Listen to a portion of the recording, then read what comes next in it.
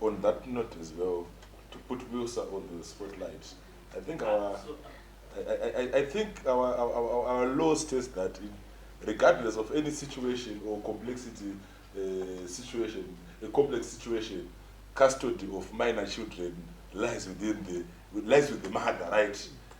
But when some things start to happen in some circumstances or other figures in our society tend to twist the law, they dodge one or two bullets, but the supreme law of the land state what it is supposed to be in black and white. So I think those are other points, advocacy action points that we can also start punching holes at, so that we can be progressive towards an equal society.